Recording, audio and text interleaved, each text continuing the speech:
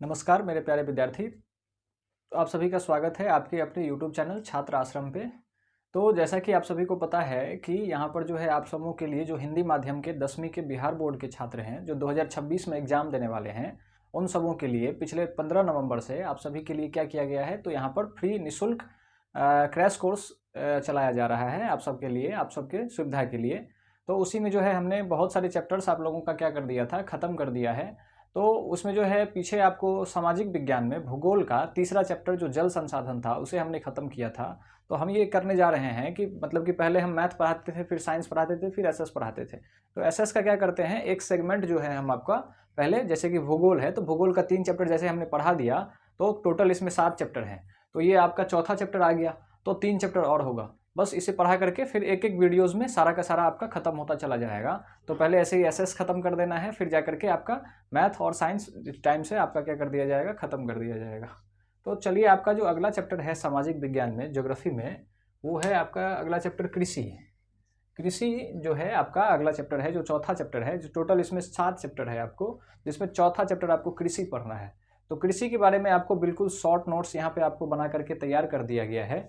जैसे कि आप लोगों को कुछ नहीं करना है, बुक्स नहीं पढ़ना है, इसी को लिख करके 4 से 5 बार पढ़ना है, क्योंकि इसे बुक्स से ही क्या किया गया है, समराइज फॉर्म में लिखा गया है। पूरे बुक्स को पढ़ करके हमने क्या किया है, इसे समराइज फॉर्म में जितना ही जरूरी था उतना ही हमने इसे एक बोर्ड में, थोड़ा सा और होगा, थोड़ा सा दूसरे इसके अलावा, इस बोर्ड के अलावा थोड़ा सा देखिएगा, इसी वीडियो में आपको आएगा, थोड़ा सा मतलब समझिए इतना और आएगा। तो जो है इसके बाद ये थ्योरी खत्म हो जाएगा। तो इसको लिखिएगा और बार बार रिवाइज करिएगा। अब आपको बुक्स उतना पढ़ने की जरूरत नहीं है, क्योंकि अब आपके पास उतना समय नहीं है। आपको कम समय में ज़्यादा से ज़्यादा सिलेबस कवर करना है। तो आपको नोट्स क्या होने चाहिए, एकदम समराइज होने चाहिए, छोटे होने चाहिए, जिसे आप बार बार पढ़ सकते हैं। क्योंकि एक ही चैप्टर को अगर हम बड़ा करके दे दें तो उसे आप बार बार नहीं पढ़ सकते हैं।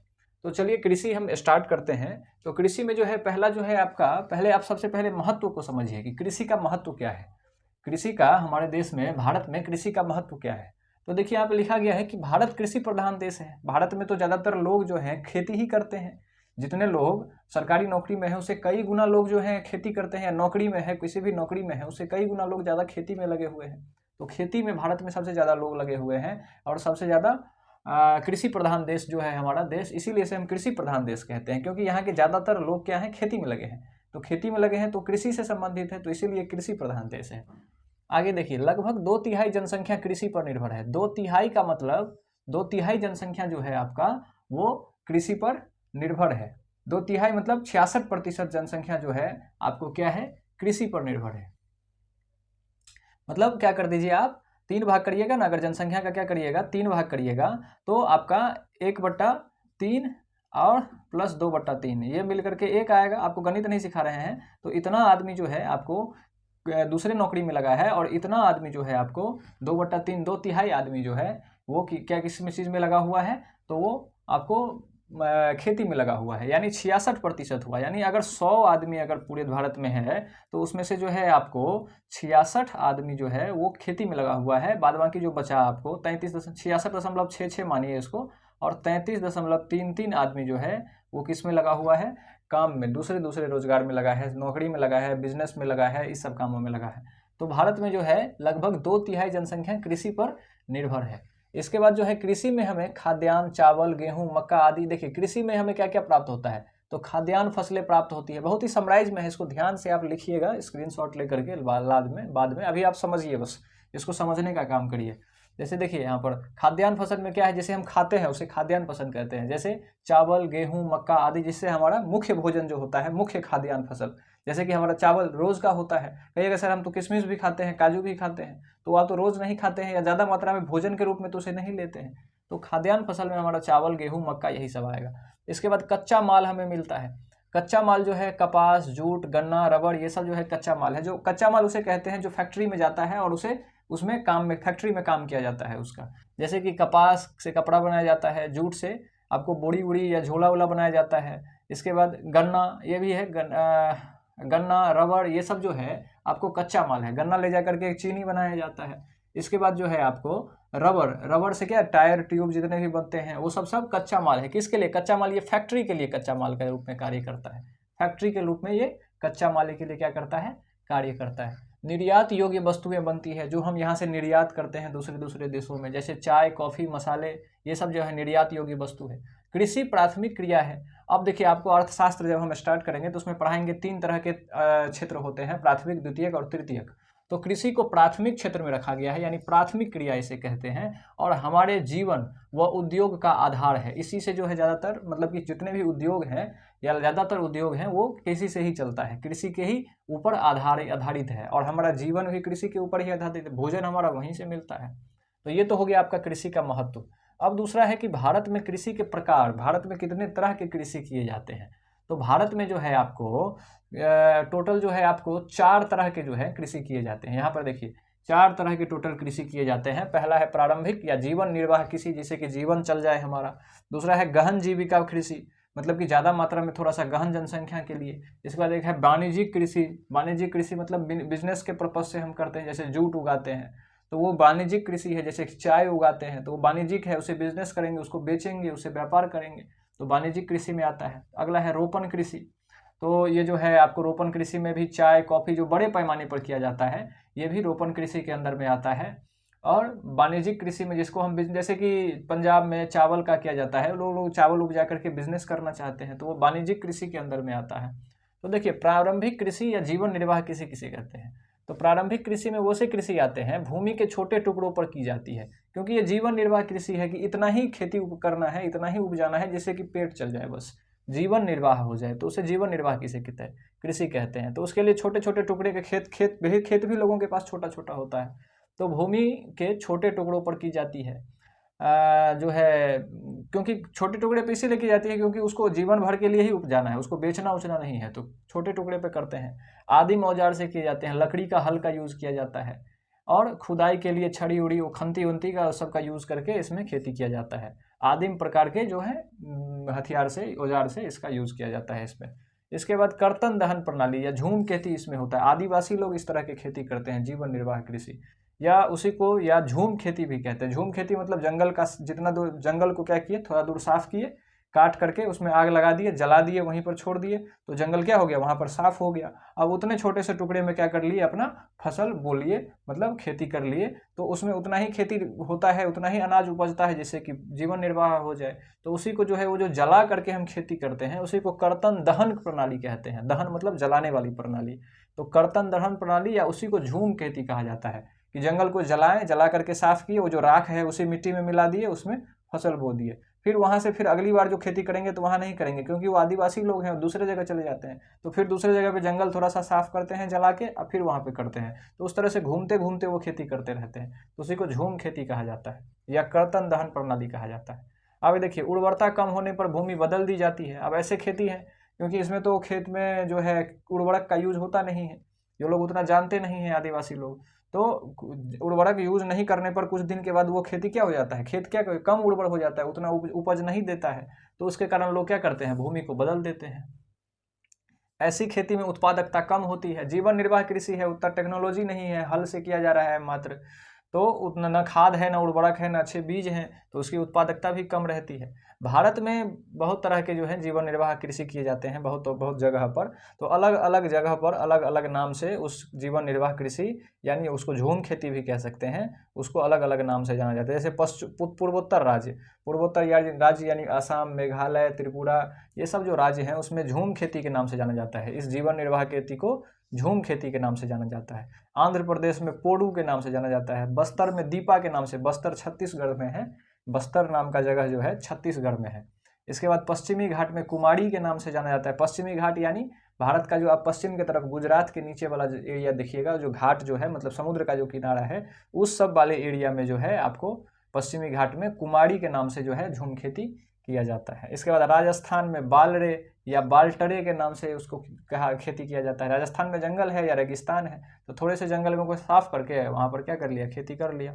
इसके बाद अन्य क्षेत्र में दहिया, करूबा, खिल, इन सब नाम से इन जीवन निर्वाह खेती को क्या किया जाता है, जाना जाता है। ये छोटे पैमाने पर होता है, छोटे खंड में होता है, छोटे भूखंड में होता है, ज़्यादा नहीं, इनको बेचना नहीं है, बस इतना उपजाना है कि पेट चले बस। इसके बाद देखिए गहन जीविका कृषि, ये हम लोग करते हैं, खास करके बिहार में जो है ज़्यादातर गहन जीविका कृषि ही होता है। उतना लोग बेचने उचने के लिए, मतलब कि ज़्यादातर इतना ही होता है, लोगों खेत ही कम है लोगों के पास, तो कम खेत होने के कारण इतना ही होता है कि पेट भर जाए, तो उसको कहते हैं गहन जीविका। मतलब जहाँ पे लोग ज़्यादा मात्रा में रहते हैं वहाँ पर गहन जीविका कृषि किया जाता है। बिहार में जनसंख्या बहुत ज़्यादा है, तो देखिए यहाँ पर अधिक जनसंख्या वाले क्षेत्र में इस तरह की खेती होती है, जैसे हम लोगों का बिहार है। इसके बाद अधिक श्रम व खाद सिंचाई का इसमें प्रयोग होता है, क्योंकि अधिक जनसंख्या है तो छोटे से, मतलब कि ज़मीन कम है, जनसंख्या अधिक है, तो वहाँ पर ज़्यादा क्या करना पड़ेगा, कम ही सारे ज़मीन को ज़्यादा सिंचाई करना पड़ेगा, ज़्यादा फसल के लिए ज़्यादा सिंचाई देना पड़ेगा, ज़्यादा खाद का यूज़ करना पड़ेगा, अधिक श्रम लगेगा, क्योंकि छोटे ही भूखंड में क्या करना है, ज़्यादा उपजाना है, क्योंकि ज़्यादा लोगों का पेट चलेगा उससे। इसके बाद जो है भूमि छोटी और खंडित होती है, और भूमि ज़्यादा जनसंख्या है तो भूमि तो छोटी छोटी होगी, क्योंकि क्या हो जाता है, पीढ़ी दर पीढ़ी बट जाता है, पीढ़ी दर पीढ़ी बटने के कारण भूमि का जो आकार है वो छोटा होते चला जाता है। मतलब मान लीजिए आपके दादाजी के पास था 5 बीघा, आपके पिताजी 2 भाई, हो गया 2.5 बीघा, अब फिर हैं आप 2-2 भाई, तो आपके पास 1-1 बीघा जा करके आ जाएगा, तो 1-1 बीघा जमीन आ गया, तो मतलब क्या हो गया, पीढ़ी दर पीढ़ी बट गया, तो खेत क्या होगा, वही खेत बढ़ता जा रहा है, छोटा होता जा रहा है, तो खेत छोटा होता जाता है, तो भूमि छोटी और खंडित होती है इस तरह के खेती में। इसके बाद लक्ष्य कम भूमि से अधिक उत्पादन करना होता है। लक्ष्य क्या होता है, उसी छोटे खेत से ज़्यादा उत्पादन करना, क्योंकि ज़्यादा से ज़्यादा लोग हैं तो उनका ज़्यादा उत्पादन करना पड़ेगा, तो उसी को कहते हैं गहन जीविका कृषि। तो ये 2 तरह का कृषि आपके पास हुआ। तीसरा है वाणिज्यिक कृषि। इसमें वाणिज्य के पर्पज से करते हैं, उद्देश्य बाजार के लिए उत्पादन करना है, अपने पेट के लिए नहीं, बाजार के लिए। बड़े बड़े भूखंड में होता है, बहुत बड़े बड़े क्षेत्र में इसको किया जाता है, और मेन पर्पस होता है कि बेचना है, मतलब चावल ही उपजाना है, तो मतलब कि 100 क्विंटल 200 क्विंटल 500 क्विंटल उपजाना है, जिसे बेचना है। तो देखिए यहाँ पर उद्देश्य बेचना है, उसको बाजार के लिए उत्पादित करना है। आधुनिक साधनों का प्रयोग होता है उसमें, क्योंकि 500 क्विंटल अगर एक आदमी उपजाएगा तो वो हल से तो उपजा नहीं पाएगा, क्योंकि ज़्यादा क्षेत्र होता है, ज़्यादा एरिया होता है, तो उसको आधुनिक मशीन चाहिए, ट्रैक्टर चाहिए, अच्छे बीज चाहिए, तभी जाके उतना उपजेगा। उर्वरक चाहिए, कीटनाशक चाहिए, नहीं तो कीट बर्बाद कर देगा उसको। तो वाणिज्यिक कृषि में इन सब चीज़ों की ज़रूरत पड़ती है। फसलें एक राज्य में वाणिज्यिक और दूसरे राज्य में जीविका फसल हो सकती है। अब इसमें यह है कि ऐसा फसल है कि किसी राज्य में वो वाणिज्यिक है, मतलब बिजनेस के पर्पज से उपजाया जा रहा है, और किसी राज्य में वो इतना ही है कि जीवन निर्वाह हो सके, दूसरे राज्य में जीविका वाला फसल भी हो सकता है वो। मान लीजिए कि पंजाब में जो है आपको, मतलब कि चावल उपजाया जाता है, चावल जो उपजाया जाता है तो वाणिज्य के पर्पज से, पेट भरने लायक नहीं, पेट भरने के लिए तो उनके पास हो ही जाता है उतना, बस वो बेचने के पर्पज से वो लोग उपजाता है। लेकिन वहीं पर मान लीजिए यहाँ पे हम दिया हुआ है, हमने एग्जाम्पल दिया है कि उड़ीसा में जीविका के लिए, वही उड़ीसा में उतना ही चावल होता है जिससे कि पेट भर जाए, यानी जीविका हमारा चल जाए, तो उतना ही उड़ीसा में चावल होता है। तो वहाँ पर वो फसल क्या है, वाणिज्यिक नहीं है, वहाँ पर ये फसल जीविका वाला है, जीविका फसल है वो। जहाँ पर पेट ही भरने लायक है वहाँ पर वो फसल क्या है, जीविका है। और जहाँ पर उससे ज़्यादा उपज रहा है, बेचने की दृष्टि से बहुत ज़्यादा उत्पादन हो रहा है, तो वहाँ पर वो वाणिज्यिक फसल हो जाता है। तो वही पंजाब में चावल, पंजाब और हरियाणा में वाणिज्यिक हो जाता है, क्योंकि वो लोग इतना उपजाते हैं कि बेचते हैं, परंतु उड़ीसा में जीविका फसल हो जाता है वो। तो कहने का मतलब यही है कि वाणिज्यिक फसल कहीं पर वाणिज्यिक होगा, कहीं पर जीविका हो जाएगा। इसके बाद देखिए रोपण कृषि। रोपण कृषि किसे कहते हैं, बड़े क्षेत्र में केवल एक फसल, मतलब बहुत बड़े एरिया में जो है एक ही फसल उपजाया जाएगा, और पूंजी व श्रमिक की अधिक आवश्यकता होती है, ज़्यादा पूंजी भी चाहिए उस फसल को करने के लिए, और दूसरा बात श्रमिक भी ज़्यादा चाहिए उस फसल के उत्पादन के लिए। उत्पादन उद्योग में कच्चे माल के रूप में प्रयोग होता है। ये जो फसल होता है, जो उपजता है रोपण कृषि से, वो फसल जो है कच्चे माल के रूप में उद्योग में भेजा जाता है। जैसे चाय है हमारा, जैसे मुख्य रोपण कृषि में चाय है, कॉफ़ी है, रबड़ है, गन्ना है, केला है। तो चाय जो है ऐसा थोड़ी है कि एक खेत में हुआ दूसरा में नहीं होगा, बहुत बड़े एरिया में जो है चाय ही चाय है, चाय के बगान ही बगान है, बगान ही बगान है, बहुत बड़े क्षेत्र में किया जाता है। तो ये सब जो खेती है, सबको रोपण कृषि कहते हैं, ज़्यादा मात्रा में होता है। रबर का पेड़ है तो रबर के ही पेड़ हैं, कॉफ़ी किए जा रहे हैं तो कॉफ़ी ही है। तो ये सब जो है कच्चे माल के रूप में, आप चाय जैसे तोड़ के लाएं तो उसको फैक्ट्री में भेजेंगे चाय पत्ती बनाने के लिए। तो ये हो गया आपका रोपण कृषि। तो भारत में इस तरह से 4 प्रकार के कृषि होते हैं। जीवन निर्वाह कृषि, बस पेट भरने लायक, गहन जीविका कृषि, और वाणिज्यिक कृषि, और रोपण कृषि। तीसरा टॉपिक है जो है आपको भारत की फसल ऋतुएं, भारत की फसल की ऋतुएं, मतलब किस किस ऋतु में किस किस प्रकार के फसल होते हैं, उसके आधार पर कितने तरह के फसल होते हैं, इसके बारे में हम यहाँ पर जानेंगे। तो देखिए भारत में जो है ऋतु के आधार पर 3 तरह के फसल होते हैं। पहला होता है रबी, दूसरा होता है खरीफ, तीसरा होता है जायद। जैसे देखिए रबी जो है सर्दी के फसल होते हैं, सर्दी का भी फसल कहते हैं। रबी यानी सर्दी के टाइम में, अब जो ठंड आया है तो अब जो है आपको क्या होगा, ये रबी फसल लगाए जाएंगे, सर्दी में लगाया जाता है। जैसे गेहूं, अब धान कट गया हम लोगों का, तो अब क्या लगाया जाएगा, उसमें गेहूं लगाया जाएगा, तो गेहूं रबी फसल के अंदर में आता है। तो इसीलिए रबी फसल को सर्दी का फसल भी कहते हैं। देखिए बुआई जो होगा इसका अक्टूबर से दिसंबर तक होगा, यानी अब उसका बुआई हो जाएगा अब तक में, दिसंबर तक, अक्टूबर से चालू हो जाता है, दिसंबर तक खत्म हो जाता है। और कटाई जो है इसका अप्रैल से लेकर के जून तक में हो जाता है, यानी दिसंबर में लग जाएगा तो मई जून आदि, अप्रैल के बाद क्या कहते हैं, दिसंबर के बाद जनवरी फरवरी मार्च अप्रैल छोड़ देते हैं, अप्रैल से काटते हुए जून तक खत्म कर देते हैं उसको।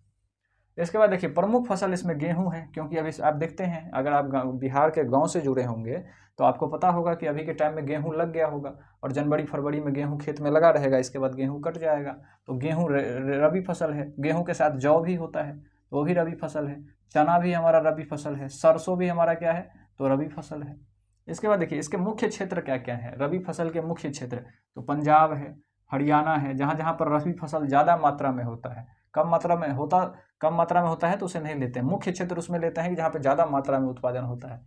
पंजाब, हरियाणा, हिमाचल, जम्मू कश्मीर, उत्तराखंड, उत्तर प्रदेश, इन सब जगहों पर जो है रबी फसल ज़्यादा मात्रा में उपजता है।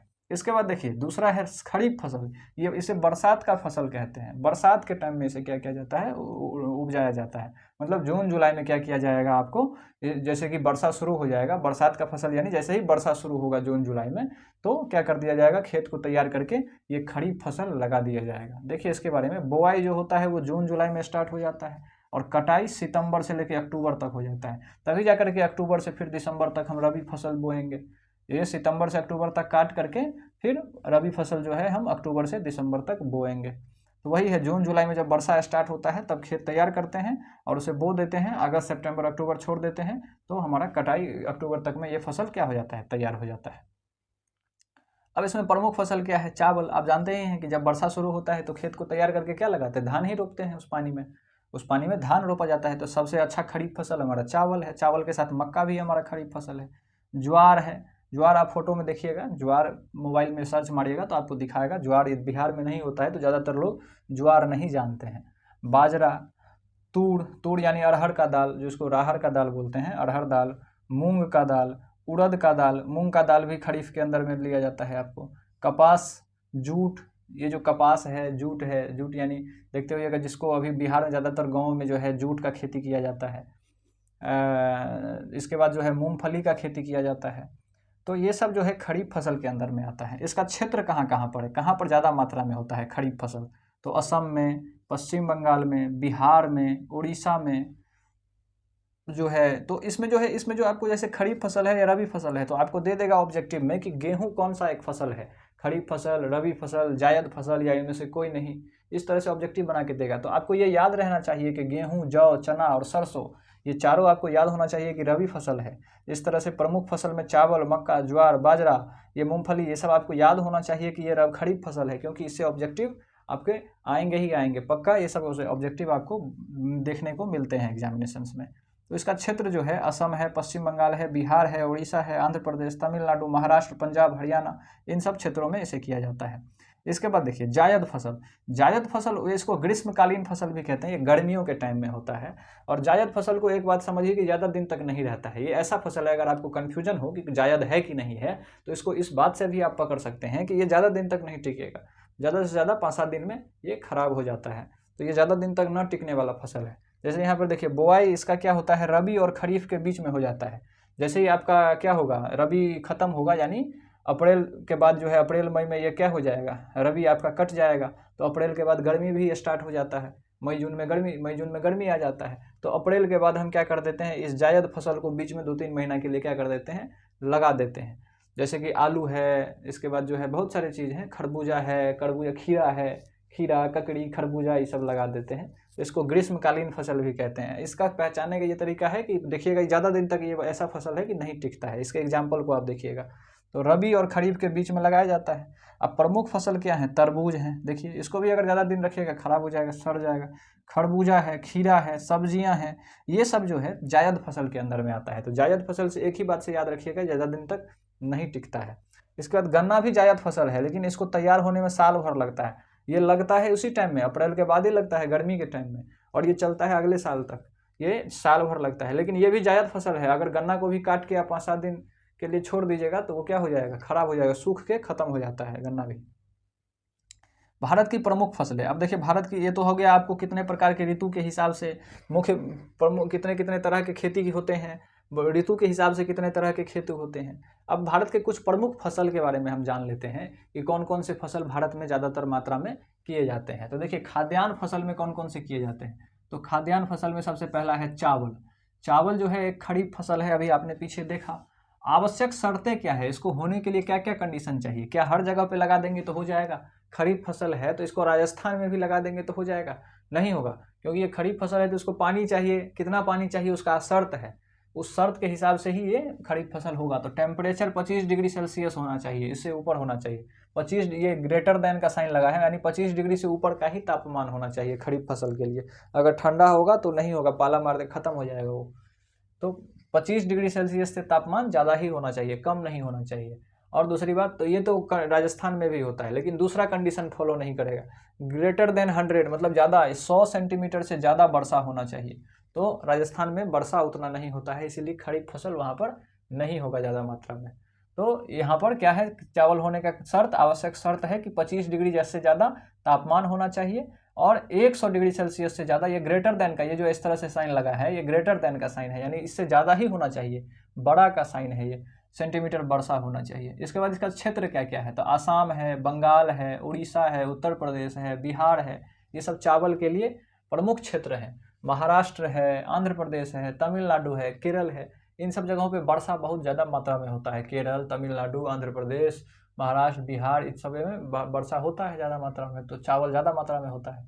पंजाब व हरियाणा में सिंचाई से भी उगाई, पंजाब हरियाणा में उतना बारिश नहीं होता है जितना खरीफ फसल को चाहिए, तो ये लोग क्या कर देते हैं, अपना सिंचाई करके, इनके पास नहर है, अगर आप पढ़िएगा, जब आप ज्योग्राफी और ज़्यादा आगे पढ़िएगा तो इनके पास नहर है, इंदिरा गांधी नहर, तो उनसे ये पटा पटा करके नहर से सिंचाई कर करके क्या करते हैं, बहुत सारा फसल, खरीफ फसल भी अपना उपजा लेते हैं। इसके बाद जो है भारत चीन के बाद दूसरा सबसे बड़ा उत्पादक है चावल के मामला में, भारत जो है, चीन 1 नंबर पे है, सबसे ज़्यादा चावल का उत्पादन चीन करता है, चीन के बाद हमारा भारत ही है, दूसरे नंबर पे भारत ही है हमारा चावल उपजाने वाला। इसके बाद दूसरा खाद्यान्न फसल है गेहूँ, गेहूँ रबी फसल के अंदर में आता है, आपने पीछे देखा। इसके लिए आवश्यक शर्त है कि ठंडी जलवायु होना चाहिए, ये ठंडा में होता है, ठंडा अभी के टाइम, अभी जो आप गेहूँ लगा देंगे और मार्च अप्रैल तक काट लेंगे, गर्मी नहीं जाने देंगे इसमें, तो ये रबी फसल ठंडी जलवायु में होता है और 50 से 75 सेंटीमीटर इसको वर्षा चाहिए। वो वर्षा कब, जब वो मतलब कि गेहूं का पेड़, मतलब कि पौधा निकल करके आ जाता है, तब इसको वर्षा चाहिए। तो वर्षा हो जाए तो बढ़िया, न है तो न हो। बिहार में तो ज़्यादातर लोग गेहूं पटा के ही क्या करते हैं, उपजाते हैं। ज़्यादातर आप देखिएगा कि ज़्यादातर आदमी को गेहूं पटाना ही पड़ता है, तो गेहूं कहते रहते हैं ना, गेहूं पटाने जा रहे हैं, गेहूं पर, अगर गाँव से होंगे आप तो जानते होंगे इस बात को। तो 50 से 75 सेंटीमीटर वर्षा चाहिए इसे, और पकने के लिए धूप चाहिए, थोड़ा सा धूप भी चाहिए इसको पकने के लिए। तो मार्च अप्रैल में क्या हो जाता है, धूप आ जाता है बढ़िया मात्रा में, और 50 से 75 सेंटीमीटर जब ये पौधा आ जाता है तो पानी की ज़रूरत पड़ती है, थोड़ा कम पानी की ज़रूरत पड़ती है। इसके बाद जो है क्षेत्र जो है पंजाब, इसका कौन कौन सा क्षेत्र है, पंजाब है, हरियाणा है, उत्तर प्रदेश है, मध्य प्रदेश है, बिहार है, राजस्थान है, इन सब जगहों पर गेहूं ज़्यादा मात्रा में होता है, क्योंकि सारा कंडीशन जो चाहिए 50 से 75 सेंटीमीटर वर्षा, वो भी वर्षा मतलब कि पटा के ही हम लोग करते हैं, उतना पानी दे देते हैं। ठंडी जलवायु है हमारे पास, अब पानी तो हमारे हाथ में है, हम पटा देंगे उसको, वर्षा ना हो तो। और पकने के लिए धूप उस टाइम में मिल ही जाता है हमको। अगर गेहूँ लगाए तुरंत पटा देंगे तो क्या हो जाएगा, वो खराब हो जाएगा, सड़ जाएगा, बीज जो है अंदर में ही क्या हो जाएगा, सड़ जाएगा। इसके बाद देखिए मोटे अनाज, ये तो हो गया खाद्यान्न फसल में चावल गेहूँ। अब कुछ मोटा अनाज है, इसको इंग्लिश में मिलेट कहते हैं। अभी मोदी जी कुछ दिन पहले मिलेट डे मनाए थे, मिलेट डे मनाया जाता है भारत में। मोटा अनाज बहुत ही ज़्यादा क्या था, फायदेमंद है, अब लोगों को पता लगा है। पहले के टाइम में लोग कहते थे कि बहुत इसको हीन नज़र से देखते थे मोटा अनाज को, मकई की रोटी बहुत बर्बाद नज़र से देखते थे। अभी बिहार में जो है मड़ुआ होता था पहले के टाइम में, तो लोग खूब उसका क्या करते थे, मतलब हीन नज़र से देखते थे, उसको बहुत ख़राब फसल के रूप में मानते थे कि मड़ुआ का रोटी खाएगा आदमी, तो उसको हटाते थे लोग। लेकिन अब जो है पता लगा है कि मोटा अनाज बहुत ही पोषक तत्व से भरपूर है। तो अभी जो है मोदी जी ने मिलेट्स डे मनाया, और बहुत सारे दुनिया के लोग, G20 समिट हुआ था, अगर आप न्यूज़ में देखे होइएगा, नहीं तो देख लीजिएगा, G20 समिट हुआ था, तो वहाँ पर मोदी जी ने सारे दुनिया के नेताओं को यही मड़ुआ का रोटी और मकई का रोटी खिलाया था। तो वो लोग बहुत प्रसन्न हुआ था इस सब मोटे अनाज के सामान को खा करके। तो ये मोटे अनाज जो है बहुत ही पोषक तत्व से भरपूर है, ज़्यादा फायदेमंद है ये।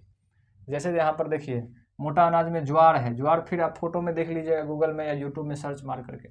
ज्वार महाराष्ट्र में होता है, बिहार में नहीं होता है, इसीलिए आप लोग नहीं जानते होइएगा। इसके बाद कर्नाटक में होता है, आंध्र प्रदेश, मध्य प्रदेश, इन सब जगहों पे होता है। बाजरा, बाजरा राजस्थान में होता है, यूपी में होता है, हरियाणा में होता है, गुजरात, महाराष्ट्र, ये सब मोटा अनाज है। हम लोग में के पास मड़ुआ अरुआ मकई उकई होता है, तो हम लोग जानते हैं मकई भी क्या है, मक्का, ये सब मोटे अनाज के अंदर में आता है। इसके बाद देखिए रागी, रागी यही है मड़ुआ, मड़ुआ आप जानते होइएगा, रागी कहते हैं उसको। तो रागी जो है कर्नाटक में होता है, हिमाचल में होता है, उत्तराखंड, सिक्किम, झारखंड, इन सब जगहों पे होता है। और ये जो फसल है, ये जो मोटे अनाज है, ये पोषक तत्व से भरपूर होता है, बहुत ज़्यादा पोषक तत्व होता है, बहुत ही फायदेमंद है ये अनाज। इसके बाद अगला अनाज है मक्का। देखिए मक्का के बारे में जानिए, ये भी एक खरीफ फसल है, वर्षा के टाइम में होता है। अभी आपने दिखाया था हमने आपको खरीफ फसल के अंदर में, यहाँ देखिए मक्का है।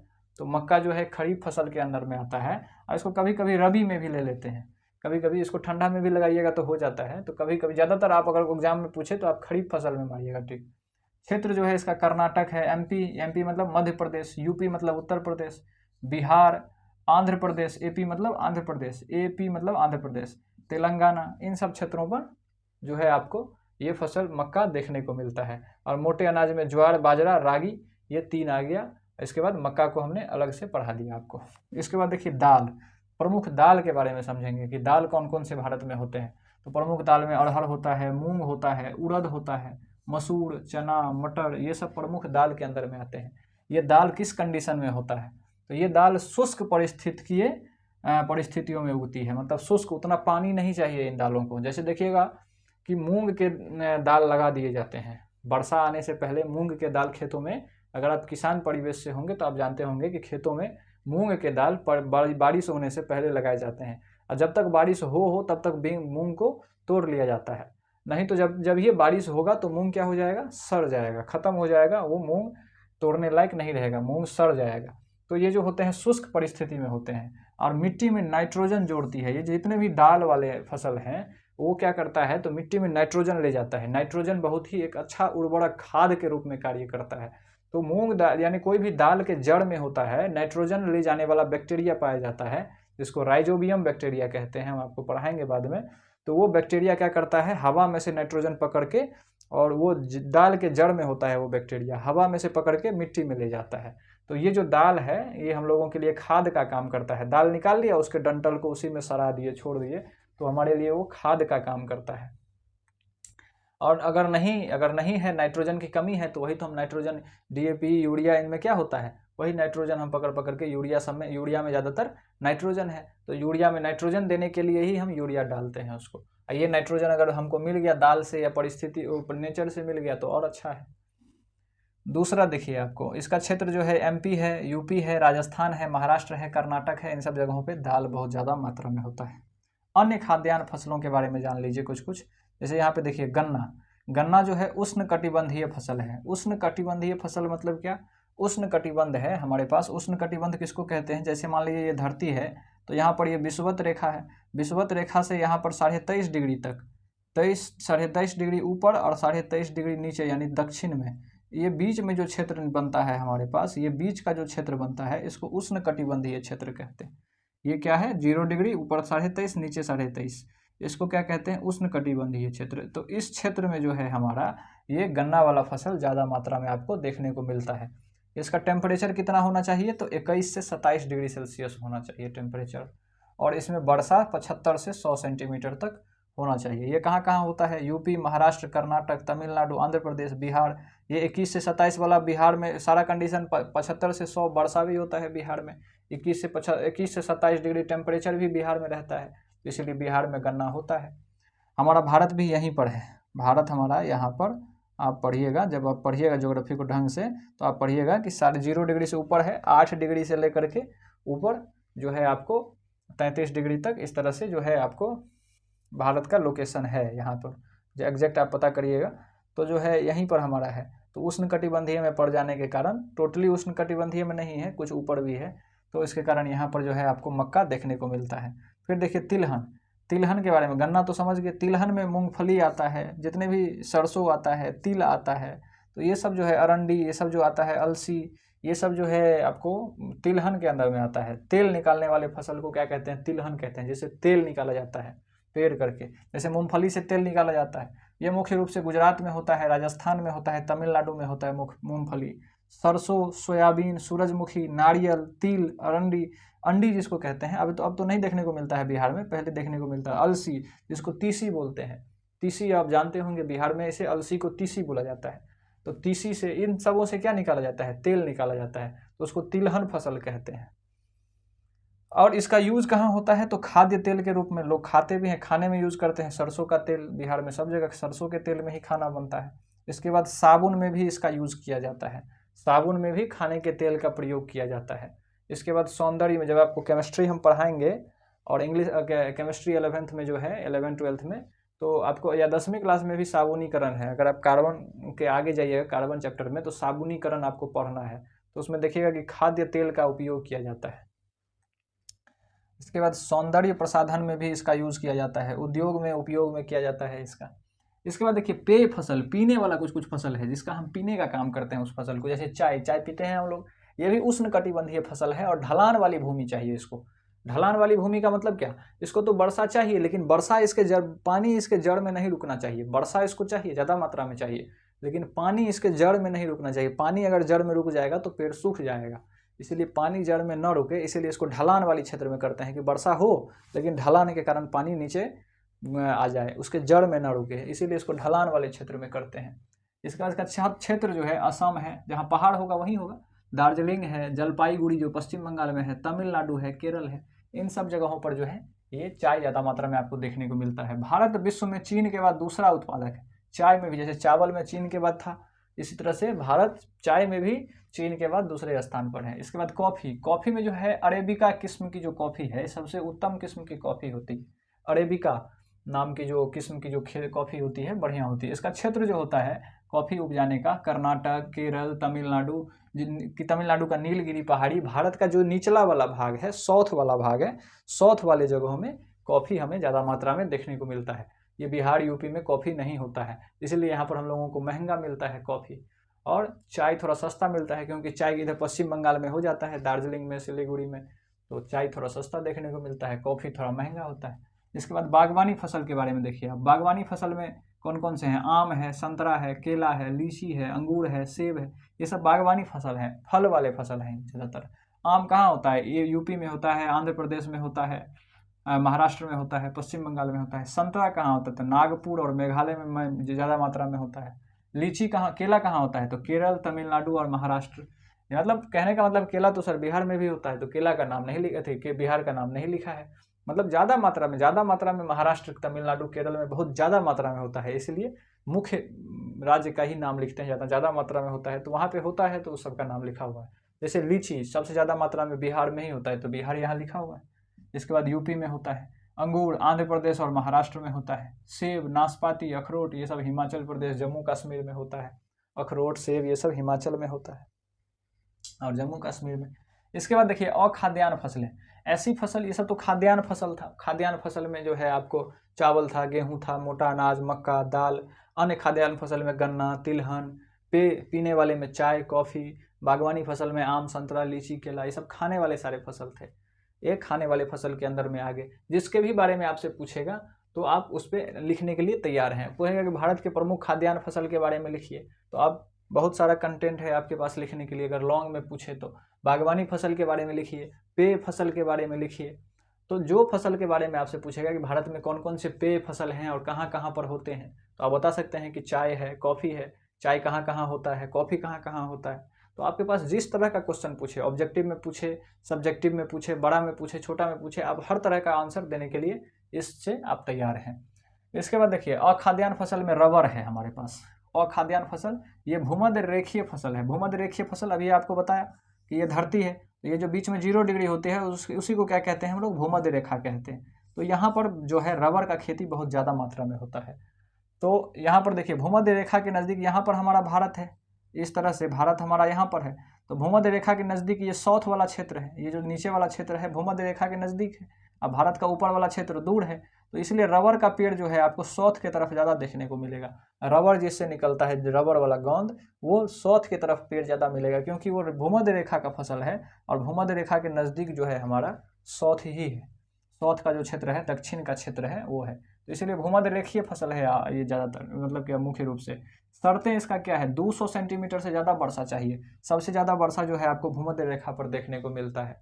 इसके बाद आगे बढ़ते जाइए तो कम होता जाता है। तो इसलिए देखिए भूमध्य रेखा के नज़दीक कौन सा है हमारा, केरल है, तमिलनाडु है, कर्नाटक है, अंडमान है। तो बिहार में जो है आपको इन्हीं सब जगहों पर, ज़्यादातर दक्षिण में जो है आपको क्या मिलेगा, ये फसल देखने को मिलेगा, रबर का पेड़ देखने को मिलेगा, क्योंकि वर्षा इसको सबसे ज़्यादा चाहिए 200 सेंटीमीटर। जहाँ जहाँ पर इतना वर्षा होता है वहाँ वहाँ पर ये देखने को मिलता है। एक देखिए उत्तर में आ गया, बिहार के बगल में मेघालय आ गया। मेघालय में बहुत ज़्यादा वर्षा होता है, इसलिए यहाँ पर भी कुछ रबर का पेड़ देखने को मिलता है। इसके बाद देखिए रेशेदार फसल, यानी फाइबर वाला, जिससे हम कपड़ा उपड़ा बनाते हैं, या क्या कहते हैं, झोला, ये जो जूट ऊट है वो सब फाइबर वाला रेशेदार फसल है। उससे जूट ऊट, झोला उला बनता है, बोरा उड़ा बनता है। तो जैसे यहाँ पे देखिए कपास, कपास महाराष्ट्र में ज़्यादा होता है, इसका कपड़ा बनता है पहनने के लिए, सूती कपड़ा जिसे कहते हैं। गुजरात, कपास को हिंदी में आप रुई भी कह सकते हैं, रुई भी है, हम लोग रुई कहते हैं कपास को। तो महाराष्ट्र में, गुजरात में, मध्य प्रदेश में, कर्नाटक में, आंध्र प्रदेश में, तमिलनाडु में, इन सब जगहों पे कपास ज़्यादा मात्रा में होता है। और देखिए जूट कहाँ कहाँ होता है, पश्चिम बंगाल, बिहार होता है, क्योंकि जूट को पानी ज़्यादा चाहिए। पानी है कहाँ, पश्चिम बंगाल, बिहार की तरफ ज़्यादा पानी होता है। तो जूट को बिहार में भी होता है, असम में भी होता है, उड़ीसा में, मेघालय में, इन सब जगहों पे होता है। रेशम, रेशम पालन से प्राप्त किया जाता है। रेशम का एक अलग तरीका है, रेशम एक कीड़ा से बनता है, और वो कीड़ा एक तरह का पत्ता खाता है, और उस पत्ता को खिला करके रेशम के कीड़ा को पाला जाता है, और रेशम उससे तैयार किया जाता है। तो ये हो गया आपका प्रमुख फसल के बारे में, प्रमुख खाद्यान्न फसल और खाद्यान्न फसल के बारे में हमने आपको बताया। इसके बाद जो है आपका थोड़ा सा और है, जो हम आपको इसके बाद आपको बताते हैं, यहीं पर आपको इसके बाद आपको इसी वीडियो में अभी बताते हैं हम आपको। तो चलिए यहाँ पर जो है आपका, इसके आगे जो है 5वां टॉपिक जो है आपका कृषि सुधार है। तो आपने कृषि के बारे में इतने सारे समझ लिया, इतने सारे सब टॉपिक को समझ लिया कि कृषि क्या है, नहीं है, कितने तरह के हैं, कौन कौन से फसल हैं, नहीं हैं, इन सब चीज़ों के बारे में आपने समझ लिया। अब भारत में कृषि सुधार हुए, बहुत सारे कृषि में सुधार किए गए। तो कौन कौन से सुधार किए गए, वो 5वां टॉपिक है आपका कृषि सुधार। तो पहला क्या किया गया, स्वतंत्रता के बाद सुधार।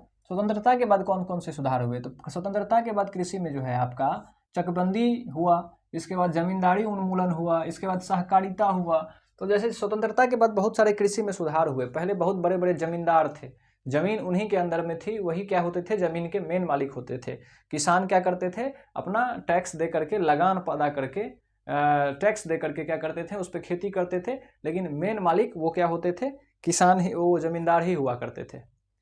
तो जो है उस जमींदारों को क्या किया गया, हटाया गया, और सरकार ने जमीन जो है किसानों के अंदर में दिया। तो सरकार उसका जमींदारी उन्मूलन उसको कहते हैं। जब जमींदारों को हटाया गया तो उसे जमींदारी उन्मूलन कहते हैं। इसके बाद चकबंदी की गई। यहाँ पर क्या था, किसान के बहुत छोटे छोटे टुकड़े थे, जमीन के बहुत ही छोटे छोटे टुकड़े थे। एक टुकड़ा, आप भी जानते होइएगा इस बात को, कि गांव में अगर आप रहते होइएगा तो किसी भी आदमी का एक खेत यहाँ पर है, एक खेत दूसरे तरफ है, एक खेत तीसरे तरफ है, मतलब चारों तरफ खेत क्या है, फैला हुआ है। तो किसान को कभी इधर खेती करने जाता था, कभी उधर, कभी उधर। तो सरकार ने इस तरह का प्लान बनाया कि क्यों ना हम क्या कर दें, चकबंदी कर दें, यानी सारे जितने खेत हैं उस किसान के, यानी 4 खेत है, तो वो क्या करें, हम वो चारों खेत किसान का एक जगह पर कहीं कर दें, और सबका चकबंदी कर दें। यानी वो 4 की खेत जो है एक किसान का एक ही जगह हो जाएगा, तो उसे फसल उपजाने में आसानी होगा, जाने में भी, देखरेख करने में भी, सिंचाई करने में भी, सब कुछ में आसानी होगा। तो चकबंदी हो जाएगा तो बहुत ज़्यादा फसल का भी उत्पादन बढ़ेगा। तो इन सबों के लिए सरकार ने चकबंदी लाया, और चकबंदी हुआ भी बहुत जगह पर। अभी तक पूरे बिहार में चकबंदी नहीं हो पाया है। चकबंदी बहुत अच्छी चीज़ है, लेकिन लोग करना चाहते नहीं हैं। समस्या इसमें बहुत सारी अलग अलग तरह का है। तो जो है चकबंदी इसके लिए आया, जमींदारी उन्मूलन आया। तो इस तरह से स्वतंत्रता के बाद अनेक सारे सुधार होते गए। जैसे हरित क्रांति हुई, पहले उतना ज़्यादा मात्रा में उपजता नहीं था, बीज भी हमारे तरफ उतने अच्छे नहीं थे कि ज़्यादा मात्रा में पैदावार हो, खाद नहीं था उतना अच्छा मात्रा में, कीटनाशक सब नहीं था। तो जो है हरित क्रांति हुई, और जो है हरित क्रांति साइंटिस्टों ने अच्छे किस्म के जो है बीज तैयार किए, और उस बीज में जैसे कि हाइब्रिड बीज तैयार किए, उर्वरक तैयार किए, सिंचाई के साधन का तैयारी किया। तो क्या क्या हो गया, पैदावार एकदम बढ़ गया, उपज जो है उपजा एकदम ज़्यादा से ज़्यादा मात्रा में होने लगा। तो जब ज़्यादा मात्रा में होने लगा तो उसी को कहें कि हरित क्रांति हो गया। क्रांति हो गया मतलब एक बाइक बदलाव आ गया, क्रांति हो गया इस क्षेत्र में, तो उसी को हमने क्या कहा कि हरित क्रांति हो गया। इस तरह से श्वेत क्रांति हुआ। श्वेत क्रांति का मतलब इसको ऑपरेशन फ्लड भी कहते हैं। श्वेत क्रांति मतलब उजला क्रांति, यानी यह दूध उत्पादन से संबंधित है। दूध उत्पादन इतना ज़्यादा, मतलब जर्सी गाय हम लोग बाहर से लाने लगे, ज़्यादा अच्छा नस्ल का गाय लाने लगे, तो उससे दूध उत्पादन बढ़ गया, इतना ज़्यादा दूध उत्पादन हो गया कि श्वेत क्रांति हो गया, यानी उसको ऑपरेशन फ्लड भी कहते हैं। यानी उजला कलर का दूध होता है, तो उसी के कारण उजला कलर से हम इसका नाम क्या दे दिए, श्वेत क्रांति दे दिए कि श्वेत क्रांति हो गया दूध उत्पादन में। इसके बाद बीमा योजना, कृषि सुधार में बीमा योजना किया गया, फसल का बीमा किया गया। किसान क्या करते थे, ऋण लेकर के, कर्जा लेकर के बहुत ज़्यादा मात्रा में, और फिर खेती करते थे, और वो वर्षा में या बाढ़ आ जाने के कारण डूब जाता था, या सूखा हो जाने के कारण खत्म हो जाता था, तो किसान बर्बाद हो जाते थे। वो कर्ज का बोझ किसान पे आ जाता था। मान लीजिए आपने 2 लाख कर्जा लेकर के खेती किया और वो खेत बर्बाद हो गया, तो 2 लाख तो आप पे कर्जा आ गया, तो उसके कारण किसान आत्महत्या कर लेते थे। तो लोग, सरकार ने फसल का बीमा करवाने का किया कि अगर फसल बर्बाद होता है तो हम भी आपका क्या करेंगे, इसमें हर्जाना भरेंगे, हम भी आपका सहायता करेंगे। किसान क्रेडिट कार्ड आया। किसान क्रेडिट कार्ड में इसमें बहुत कम ब्याज पर जो है पैसे आसानी से मिल जाते हैं। अभी प्रधानमंत्री जी किस्त जारी करते हैं किसान लोगों के लिए, तो बहुत सारे सरकार की तरफ से राहत दिए जा रहे हैं। इसके बाद व्यक्तिगत दुर्घटना बीमा योजना बनाया गया कि खेती करते, मतलब किसान लोगों का कहीं पर भी कुछ समस्या होता है तो उससे व्यक्तिगत दुर्घटना बीमा योजना कर लीजिए, उसका बीमा करवा लीजिए कि कोई घटना होगा तो उसका खर्चा हर्जाना सरकार भी भरेगी। इसके बाद बैंक व सहकारी संस्थाओं से सस्ता ऋण उपलब्ध करवाया गया किसानों के लिए। पहले लोग क्या करते थे, ऋण लेने के लिए छोटे छोटे जगहों पे जाते थे, किसी बड़े पैसे वाले आदमी के पास चले जाते थे, वो ज़्यादा ब्याज में क्या करता था, पैसा देता था। तो सहकारी संस्था या बैंक से जो है सस्ता ऋण जो है उपलब्ध करवाया गया। इसके बाद एमएसपी होता है न्यूनतम समर्थन मूल्य की घोषणा की गई। एमएसपी मतलब मिनिमम सपोर्ट प्राइस, उसको इंग्लिश में कहते हैं। इसका मतलब ये है कि पहले क्या होता था कि ये जो खरीदने वाले लोग होते थे, व्यापारी वर्ग के लोग होते थे, ये लोग आपस में साठगांठ करके क्या करते थे, किसान के फसल का एकदम दाम मंडी में कम कर देते थे। सब आपस में कर लेते थे कि इससे ज़्यादा नहीं जाना है। मतलब अगर मान लीजिए आपने क्या लाया, आलू उपजा करके लाया, और आलू का उचित मूल्य आपको कैसे नहीं प्राप्त होगा, क्योंकि वहाँ पर जो खरीदने वाले लोग हैं वो आपस में अपना मीटिंग कर लिए हैं कि आलू का भाव हमको 5 रुपये से ज़्यादा नहीं देना है। और बताइए, अब आपको कोई ज़्यादा देगा नहीं, आप मजबूरी में क्या करिएगा, आलू 5 रुपये किलो बेच के जाइएगा। और वही आलू फिर वही व्यापारी लोग अपना क्या करेगा, दुकान में लाएगा, और वही आलू फिर आप ही को क्या देगा, 50 रुपये किलो देगा। तो इस तरह से क्या हो जाता था, तो लूट हो जाती थी, किसानों के फसल की लूट हो जाती थी। क्योंकि ये मान लीजिए टमाटर है, टमाटर कहेगा हम 1 रुपये किलो लेंगे, देखते हुएगा न्यूज़ में किसान सड़क पर क्या कर रहे हैं, सामान फेंक रहे हैं, क्योंकि वो मंडी में जो बेचने जाते हैं तो उनका क्या हो जाता है कि वो उसी शिकार हो जाते हैं। वो व्यापारी लोग जो खरीदने वाले हैं वो आपस में मीटिंग कर लिए हैं कि टमाटर 1 रुपये से ज़्यादा कोई नहीं लेगा। तो जब कोई 1 रुपये से ज़्यादा नहीं लेगा तो किसान मजबूर होकर बेच देता है। तो इसके कारण क्या हो जाता है, फसल की लूट हो जाती है। मतलब इतना मेहनत से टमाटर उपजा के लाया या कोई भी फसल लाया, प्याज उपजा के लाया, और उसका मूल्य नहीं मिलने पर जो है किसान में बहुत ज़्यादा निराशा होती है। लोग क्या करने लगते हैं, उसे सड़क पर फेंकते हैं, विरोध प्रदर्शन करते हैं। तो इसके लिए सरकार ने कहा कि एमएसपी हम क्या करेंगे, न्यूनतम समर्थन मूल्य जारी करेंगे कि इससे कम में क्या करना है, किसी को भी फसल लेना ही नहीं है। अगर आपको टमाटर लेना है, मान लीजिए उसका न्यूनतम समर्थन मूल्य 20 रुपया है, तो 20 रुपया से नीचे कोई जाएगा ही नहीं। 20 से ज़्यादा 21 ले ले, 22 ले ले, 25 ले ले, वो आपके ऊपर में है, लेकिन 20 से कम आपको नहीं लेना है। इसके बाद देखिए, रेडियो, टीवी, कृषि संबंधी कार्यक्रम किया गया कि उस पर प्रचार किया गया, कृषि संबंधी जानकारी दिया गया, फसल के बारे में जानकारी दिया गया, तो इससे प्रचार प्रसार किया गया। इसके बाद भूदान ग्रामदान आंदोलन हुआ। बहुत सारे लोग, हमारे पिछड़े समाज के जितने भी लोग थे, उनके पास जो है बहुत ज़्यादा मात्रा में ज़मीन नहीं था, अपने ज़मीन पर घर भी नहीं था, इस तरह का कंडीशन था। तो विनोबा भावे के नेतृत्व में एक आंदोलन चलाया गया जिसे भूदान आंदोलन कहते हैं या ग्रामदान आंदोलन कहते हैं, कि भूमि क्या करें, बड़े बड़े जमींदार लोग अपना भूमि दान करें, जिन जो निर्धन हैं, जो मतलब कि भूमिहीन हैं, उनको अपना स्वेच्छा से दान दें। अगर आपके पास 200 बीघा ज़मीन है और आप चाहें तो 1 बीघा आराम से, या 5 बीघा, 10 बीघा, जितना आपका स्वेच्छा है उतना आप आराम से स्वेच्छा से दान कर सकते हैं। तो उसी को भूदान आंदोलन कहा गया। उसमें लोगों ने बढ़ चढ़ के भाग लिया, बहुत ज़्यादा मात्रा में भूमि दान किया गया। ग्राम दान भी हुआ। बहुत सारे ऐसे गांव थे जो दूसरे आदमी के, पूरे गांव का ज़मीन दूसरे आदमी के नाम पर था, और वहाँ पर पिछड़े समाज के लोग बसे हुए थे, तो उनका घर, उनका अपने नाम पर ज़मीन भी नहीं था। तो वो क्या किया गया, पूरे के पूरे गाँव ही दान कर दिया गया और सबों के नाम से ज़मीन बांट बांट करके दे दिया गया। तो उसी को ग्राम दान कहते हैं। भूमिहीनों को जमीन का दान भूदान कहलाता है। भूमिहीन को जमीन का दान जब किया जाता है तो उसे भूदान कहते हैं, और जब पूरा गांव दान हुआ तो उसे ग्राम दान कहते हैं। इसके बाद इससे रक्तहीन क्रांति भी कहा गया। इसमें यह था कि आपको ज़बरदस्ती कोई नहीं छीनेगा, ज़बरदस्ती छीनने वाली बात इसमें नहीं थी, क्योंकि अगर ज़बरदस्ती छीना जाएगा तो फिर वो समस्या उत्पन्न होगा, मार पिटाई इस तरह की घटनाएं होंगी, तो उसमें क्या होगा, समस्या होगा। इसमें यह था कि आप स्वेच्छा से दान करिए, जितना आपके पास स्वेच्छा है उतना ही आप क्या करिए, जितना आपके पास मतलब कि जो मन करे आप उतना ही दान कीजिए। तो इसमें कोई दबाव नहीं है कि इतना ही कीजिए। दबाव ना होने के कारण ये रक्तहीन क्रांति था, क्योंकि निर्भर था, उसके ऊपर निर्भर था, वो करे या ना करे, जितना करे। तो इसको रक्तहीन क्रांति भी कहा गया कि इसमें कोई खून नहीं बहा, बिना रक्त के इतनी बड़ा क्रांति हुआ, भूदान आंदोलन चला, इतना बड़ा भूमि दान हुआ।